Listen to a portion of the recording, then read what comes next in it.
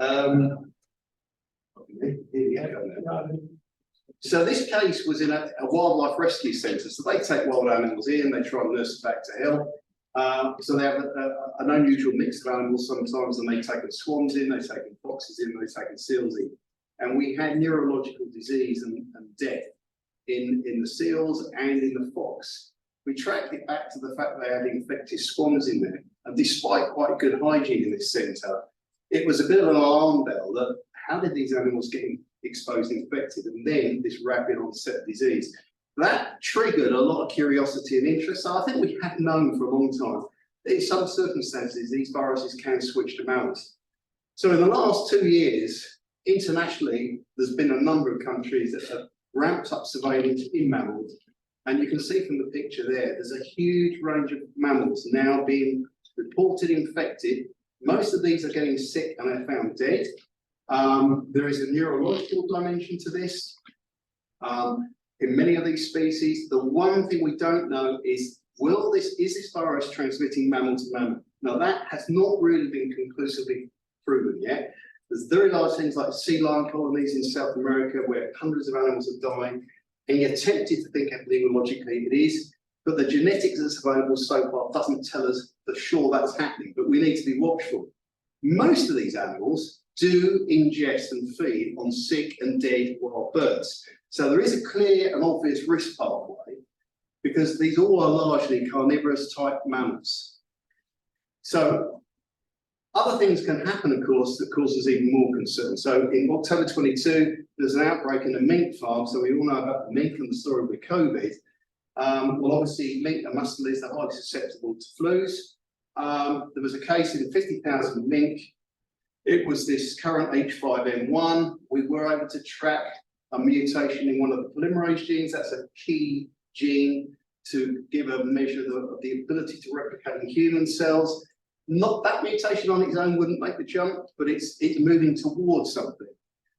We think the virus transmitted between the mink, but the study on the farm wasn't solid enough to be confident. But these animals are housed really close together. And we know about all the studies with aerosol transmission, direct farm transmission. So, and the hygiene on the farm wouldn't have been at a level that would have stopped mechanical transmission. So clearly, as the virus passages through lots of mink, it's got a better chance of making those mutations that might make it more mammalian adapted, move it away from a bird virus. Then more recently, we've had cases on 30 fur farms in Finland. So they are, I didn't realise anyone farmed blue foxes in the world, but they do. And there's quite large numbers of animals on these farms. And again, close contact, viruses come in from the wild bird reservoir probably, but it's, again, there's no strong evidence yet to say it's absolutely going mammal to mammal, but you're inclined to think, how is it spreading in the way it is? There are some changes in the virus, not sufficient to majorly change the risk profile, but the fact is it's happening. The Finnish authorities didn't have legal tools to control this disease, believe it or not, when it first happened. They have now, and they're trying to work their way through how they can control this by depopulating some of these infected farms. And they have intensified surveillance, and they are monitoring the human contact, which is good news, because not everyone's doing that.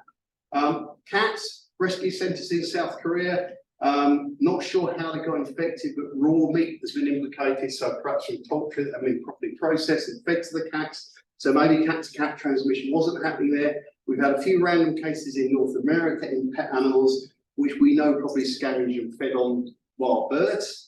And then we've got this case in Poland just recently where we had around 20 cats right across the country. They clearly weren't spreading it between them. These are all from different households. The favoured theory at the moment is that it might have been a contaminated feed source. But again, those viruses in those cats were starting to acquire mutations that move the virus a bit closer to something more infectious for humans. So obviously human behaviour drives a lot of this. We have a gentleman here, the only UK case we've ever had, a couple of winters back. He decided to live with 20 or 30 ducks in his house. These ducks got AI. He even slept with the ducks because he was tending for them because they were sick. You can imagine the state of the inside of his house. Obviously a very high exposure. He was only picked up through asymptomatic testing. and he had no symptoms at all during the infection course, and obviously made a recovery. He wasn't recovering from anything because he was with no symptoms, but clearly was infected. So in terms of human cases so far, there's been around about 7 or 8 cases across the world with this virus, which is not a lot when you think about how much virus is out there, and almost all characterised by relatively mild disease. There was one case in China that died, but unfortunately we don't have sequence data to really dissect that. So there is a signal, and in these viruses, we are seeing changes in these polymerase genes that we know are probably important to enable infection of humans. So those changes resulting in the fitness gains in the H5N1 virus, we think are very strongly linked to the rapid change in the epidemiology of this disease. So I'm just going to give you a few insights to a piece of work we've been doing in the UK. This is a consortium of 8 organisations, all bring different skills to understanding influenza. And the summation of this work over the last 12 months is, well, the acquisition of the neuraminidase, the N1. So this virus was circulated for many years as H5N8. The hemagglutinin largely stayed the same and it picked up an N1. We think that N1 has been really important in giving it better vigour to spread amongst wild birds. The reassortment and the shuffling of those gene segments, the cassette of genes is driving increased virus infectivity, increased virus output in progeny virus, and probably helping with environmental survival and potentially antagonism of host innate responses. So we can see the benefit of that cassette. The mutations in the hemagglutinin gene have restored thermostability, but the good news is it still is a 2,3 binder. It does not bind 2,6. The viruses show a pH of fusion of 5.8, so that makes the idea that it could do human-to-human transmission less likely. Again, good news. And we know that the mutations in the HA and the NA work very much in tandem and have driven an increased fitness. So I think in summary, what we've got so far is we've got a virus that's really fit and able to transmit and persist in birds, but it remains unadapted to humans. Obviously, the internal genes can rapidly acquire adaptation markers. So that's what we're seeing with the spillover into mammals. So what's happening, just to wrap up on preparedness? Well, good news is UKHSA, we're working in partnership with many, including ourselves, and constantly assessing almost weekly, fortnightly, what's happening, what's the latest data, and you'll be familiar with these levels, those of you who know what the WHO cascade is of pandemic preparedness. And we use all the data that's coming from the epidemiology of birds and mammals, the asymptomatic screening program that's going on in persons with higher exposure risk. So people that are on poultry farms, people that catch the birds, the people that do the culling, the farmers, they're enrolled into an asymptomatic program. And it has thrown a few positives up. But some of these are possibly environmental contaminants rather than active infection. And obviously looking at the genomics for markers for zoonosis. And the assessment at the moment that has been stable at this for some time is at level 3, which means limited mammalian transmission, excluding humans. So we think there might be some mammalian transmission, but not extensive. But obviously need to continue to monitor that. In terms of the One Health space, there's much better global systems now for tracking what's happening in these birds, characterizing the viruses, mapping their antigenic characteristics, because antigenically, these H5 viruses at the moment are still broadly the same in that clade. That's the good news. So that opens up, vaccination possibilities. Feeding that data in then to public health risk assessments, which then go into a whole body for action. From human health professionals to the poultry industry, to those concerned with the control of disease, national and international advisory bodies, etc., etc.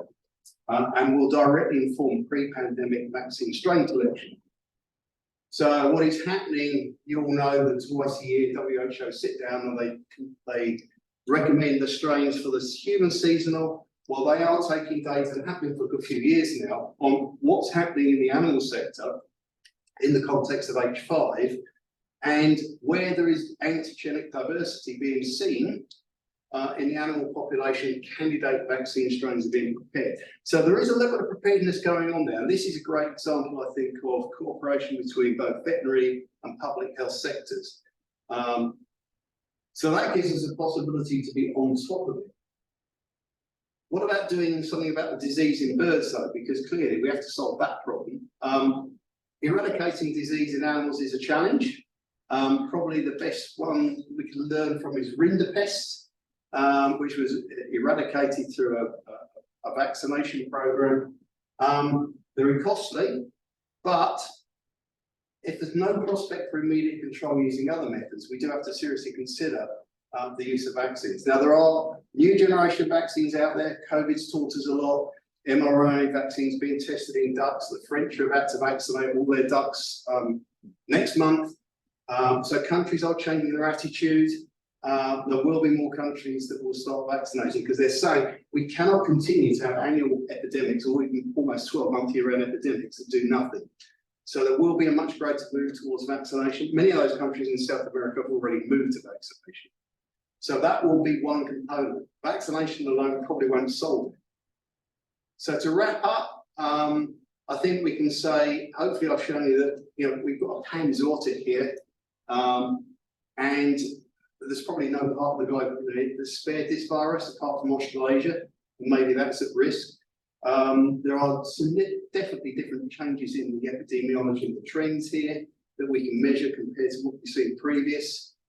Prospects for control are not great in the short term. And as long as we don't control that, the environment becomes contaminated and the increased exposure risk to mammals is there. And obviously, if the virus was to sustain the mammalian populations, then we'd be a lot more concerned about that risk profile for humans. So clearly tracking and monitoring and doing something about the exposure of mammalian species is important. Very difficult to manage or control this disease in wildlife, but we need to track what's happening and then make interventions in the bird populations. And then obviously a lot more work is required in those areas where there is very high level of contact between humans and populations that are affected. So I think probably to try and answer my opening question, the diversity of zoonotic influenzas, of course, humans infections is alarming. It necessitates strength and surveillance in both animal and human populations, thorough investigation of every zoonotic infection and pandemic preparedness planning. Some of the stuff I presented here is, as a result of national, international collaborations. I cannot mention all my collaborators. I do signpost to my fellow colleagues in the flu map program. They've driven a lot of the new science around the virus. But yeah, we're working with organisations that perhaps we haven't worked with in the past to try and understand this. So you'll see on there, there's a lot of wildlife organisations now. We need to work with them in order to track and understand what's happening in the bird and animal population. So thanks for your attention.